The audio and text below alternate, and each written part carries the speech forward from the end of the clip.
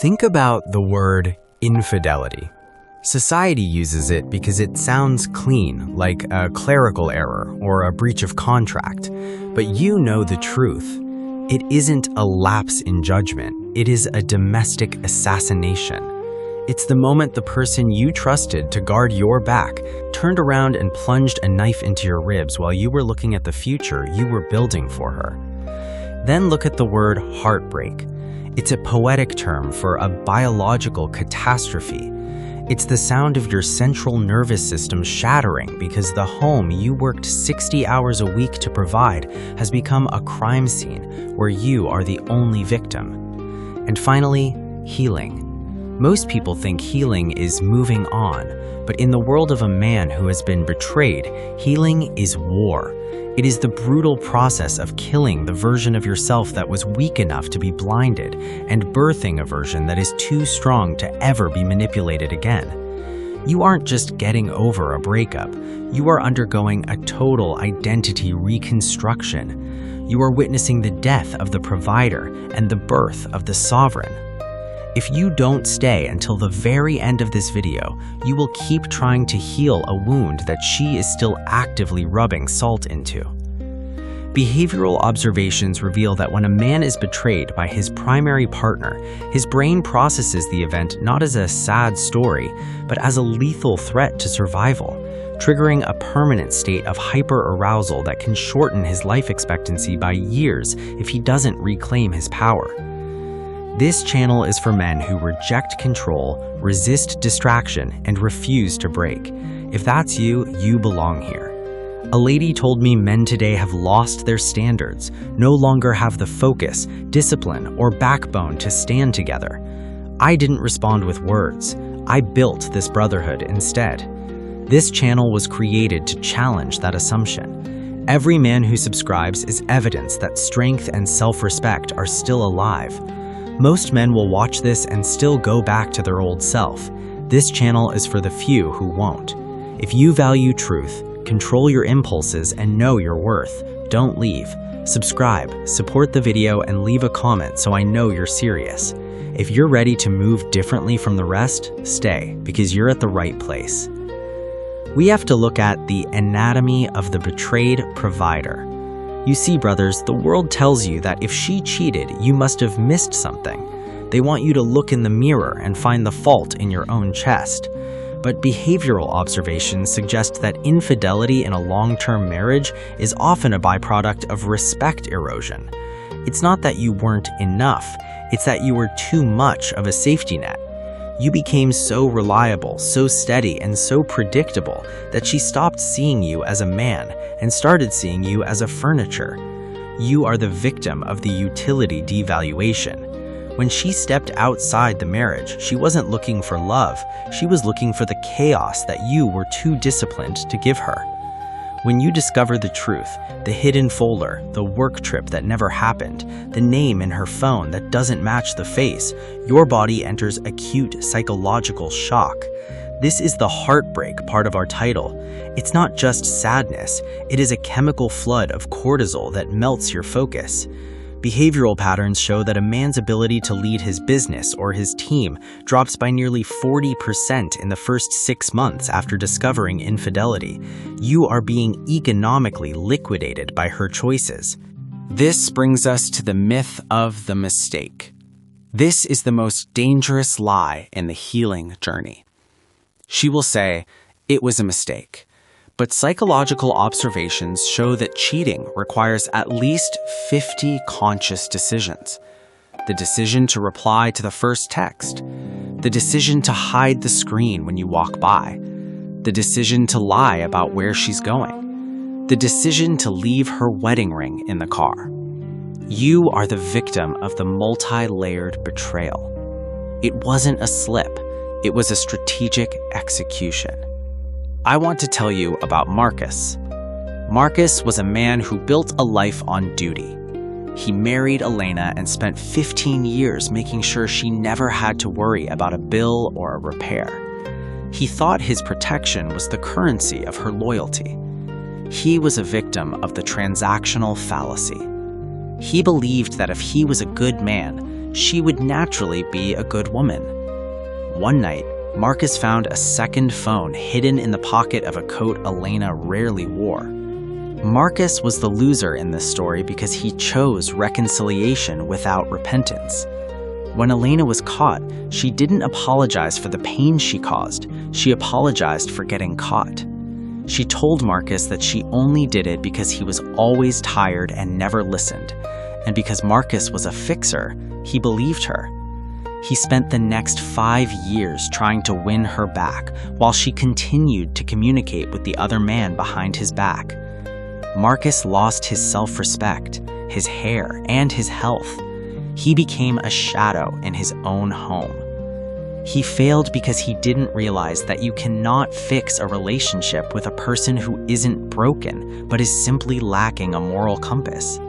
He was the victim of the empathy trap. He died inside long before he ever left the house. You have to recognize the behavioral signal of the ghost partner. If you decide to stay and heal while she is still explaining her actions instead of owning them, you are living with a ghost. Behavioral patterns suggest that if a woman doesn't feel the weight of loss, she will never feel the weight of the vow. You are the victim of the consequence void.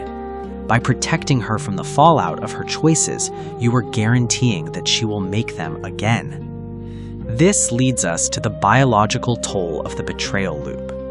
Every time you look at her and wonder where was she or who is she texting, you are microdosing your brain with poison. This isn't marriage, this is psychological incarceration.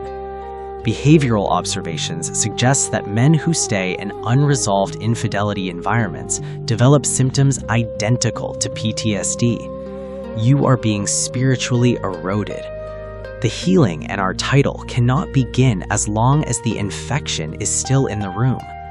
You have to realize that your loyalty to her has become a betrayal of yourself. You are the victim of the displaced honor. Your honor belongs to the truth, not to a lie. Have you ever noticed that the silence in your house after she's gone feels louder than the arguments ever did? You're sitting in an empty living room, and for the first time in years, your heart isn't racing. Your phone isn't a source of anxiety. You aren't scanning the room for hidden clues. You're witnessing the birth of the sovereign silence. Most men are terrified of this moment. They think the end of the marriage is the end of their life.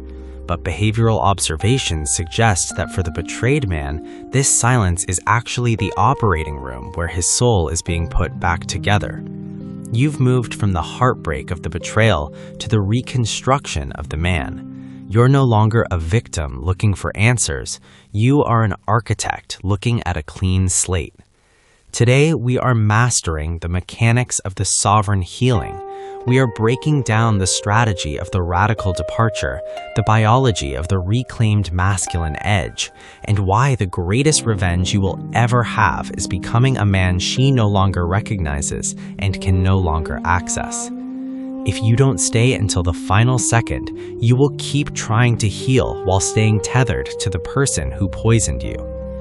This space attracts men with standards. If you live by discipline and strength, subscribe and comment below. Let's build a brother of dignity, strength, and value together. We must look at the strategy of the radical departure. Brothers, when a man has been betrayed, his greatest weapon is not rage, it is indifference. Behavioral patterns show that a toxic partner who is cheated expects you to beg, plead, or fight. They want the drama because drama proves they still have power over your emotions. You are the victim of the emotional tether. As long as you're angry, you are still connected. To truly heal, you must achieve the cold cut. You stop asking why. You stop checking her social media.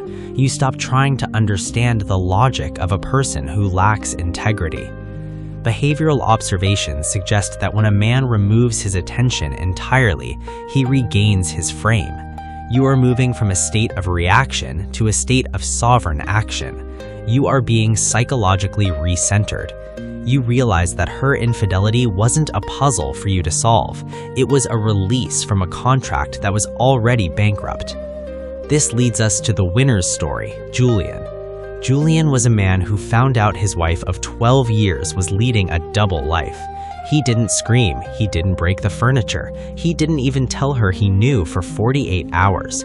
Julian was a master of the tactical pause. He spent those 2 days speaking to a lawyer and moving his personal legacy items to a secure location. He was a victim of the trust blind spot no longer. Julian became the winner because he understood the power of the final word. When he finally confronted her, he didn't ask for an explanation. He handed her a folder of the evidence and a set of keys to her mother's house. When she started the blame shifting, telling him he was emotionally distant, Julian simply looked at his watch and said, "Your ride is outside." Julian was the winner because he realized that healing begins the moment you stop negotiating with a terrorist. He spent the next year in ghost mode. He deleted his old social media, he hit the gym until his body reflected his inner discipline. He tripled his income because he no longer had the domestic war draining his cognitive energy. Julian won because he realized that the best way to honor a dead relationship is to bury it deep and walk away without a shovel. He was the victim of the infidelity trap, but he became the architect of the rebound. He didn't just get over it, he used the pain as the fuel to build a version of himself that was 10 times more powerful than the man she betrayed. We have to talk about the biology of the reclaimed masculine edge. After the initial shock of heartbreak, your body goes through a reboot. Behavioral observations suggest that once the cortisol spike of the betrayal subsides, a man who focuses on self-mastery experiences a significant rise in productive aggression. You aren't angry anymore, you are focused. You start to see women not as authorities who grant you happiness, but as companions who must earn your trust. You have moved from the victim to the sovereign. You are no longer the man who asks why she did it. You are the man who knows who he is regardless of what she did. You realize that healing wasn't about fixing the marriage, it was about fixing the man who thought he needed that marriage to be complete. Behavioral patterns show that a man who has walked through the fire of betrayal and come out the other side becomes unmanipulatable. You have seen the worst and you survived. You are now a high-value asset in your own life. You are the sovereign man. You realize that your loyalty is a premium currency, and from this day forward, you will never spend it on a discount soul. You have reclaimed your time. You have reclaimed your peace. You have reclaimed your throne. So here is the smart question for the brotherhood today. If the man you were 5 years ago, the man who believed in her completely, met the man you are today, would he be proud of your strength, or would he be heartbroken by your excuses? I want to hear from the brothers who are currently in the fire. What was the exact moment you realized that your forgiveness was actually just fear of being alone? And for the brothers who have reached the sovereign silence, how does it feel to finally breathe air that isn't poisoned by lies? Share your experience in the comments. Your words are the oxygen another brother needs to survive the night. This channel is for men who've stopped carrying responsibility for other people's decisions. If that's you, don't drift away. Stay, subscribe, support the message, and let your voice be known in the comments. We are building clarity here, and this is only the beginning. I'll see you in the next one. Stay sharp, stay cold, stay in your power.